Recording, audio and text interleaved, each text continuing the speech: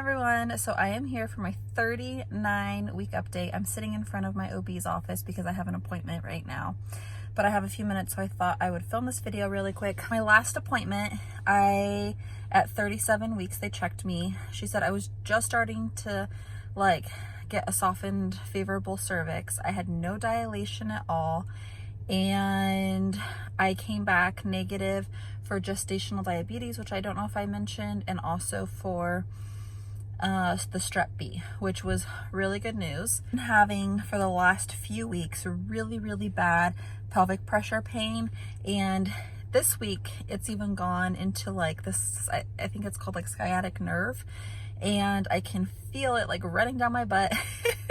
And yesterday actually was Elena's birthday party, and after I had planned all of it and finished doing the party and everything, my back hurt so bad I could not even bend over. Last Friday, which was 3 days ago, I was having really painful burning sensation, menstrual cramps, and I thought for sure that was going to be it. I even think I lost a little bit of my mucus plug.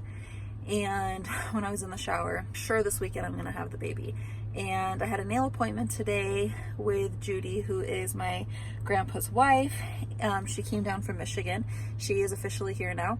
And I was like, I'm never gonna make it to my nail appointment this week, but I made it, and my nails are all ready for baby girl. So I'm hoping that this color is what's on when she decides to come, and it's not all chipped away. So Carly, you better come this week. I've been still going to my NSTs. I had gotten my liquid, my amniotic fluid up to 12.1, because if you watched the last video, you saw that I was low on my amniotic fluid, and they were almost going to induce me 2 weeks ago. So I did get it back up to 12.1. The last time I went in, it was 10.1. And this past weekend, I definitely was not drinking enough water. Elena had a gymnastics competition where she won some medals for her first time, which we were so proud of her, and her birthday party. And so I've just been having this huge bottle that I drink multiple and refill multiple times a day, trying to kind of replenish and hydrate my body. There's my bump. Miss Carly is in there. It's a nice little water holder.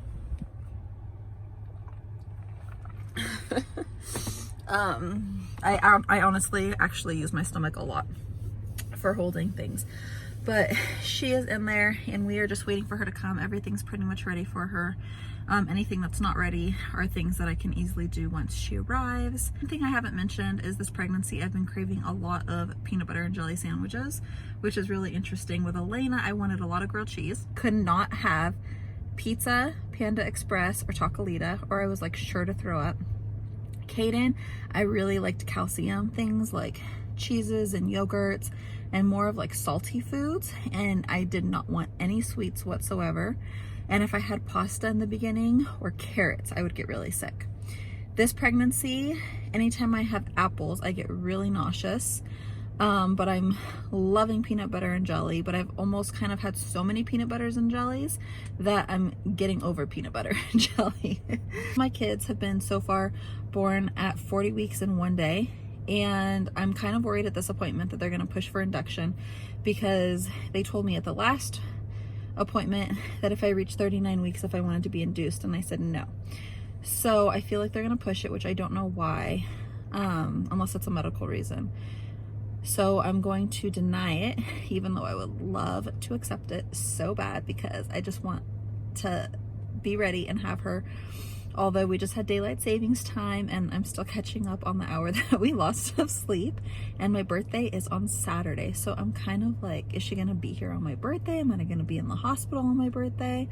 There's so much that's up in the air. Alan just told his work that he's gonna take a week off, and he, being a teacher, has spring break in 2 weeks. So he'll hopefully have 2 weeks off if baby decides to come when she is supposed to. Next Monday will be my 40th week, and if I haven't had her by then, I have a 10:30 appointment that morning, and then we'll probably rediscuss options.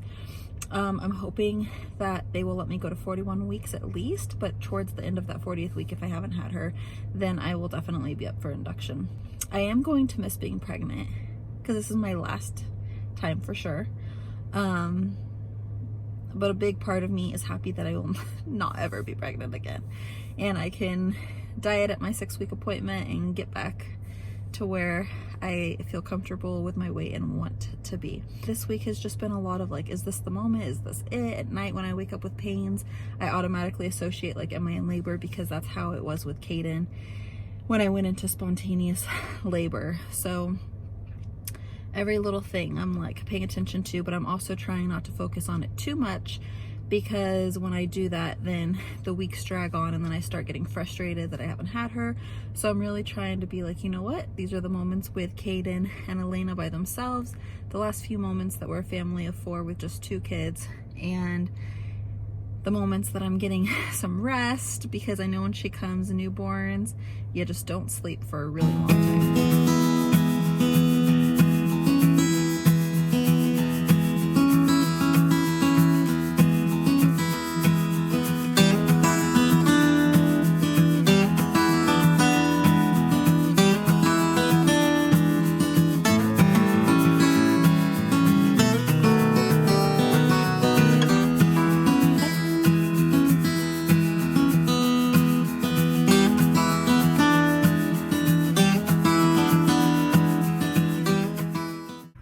Okay, so my blood pressure was 96 over, I think they said 68 or something, or 55.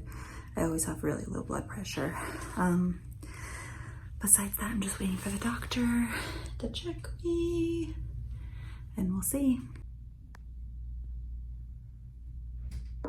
She checked me, and basically what she said is she couldn't really even feel my cervix to see if I was dilated, and she never mentioned effacement. But I guess the baby's head is so low. Pretty much what she said is the baby is so low that she's pretty much like in my vagina.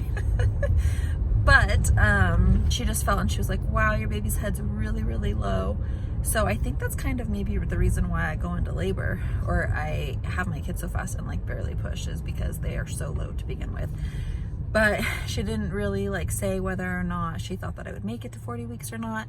She kind of was just like, they didn't want to like induce you early for any reason or anything. And I said no. And so she's like, all right. She's like, well, we'll see if you make it to 40. So I kind of think that I am going to make it to 40, because I always do. And we're just going to have to play the waiting game and see. So as of right now, I might have a 40-week update. And we'll just cruise through this week and see what happens. 39 weeks one day, and I just left my NST, and I'm feeling a little scared right now. When they were doing the heart rate, I was in there for a full 40 minutes, and it was kind of like flat a little bit. They couldn't really get very much movement. I did have a few contractions when I was in there, but her fluid was 9.2, which when I was sent to the hospital was 4.1. They did the IV, and I got it back up throughout the weeks to 12.1, and now it's 9.2. She asked if I thought that I was leaking at all fluid, and I said no.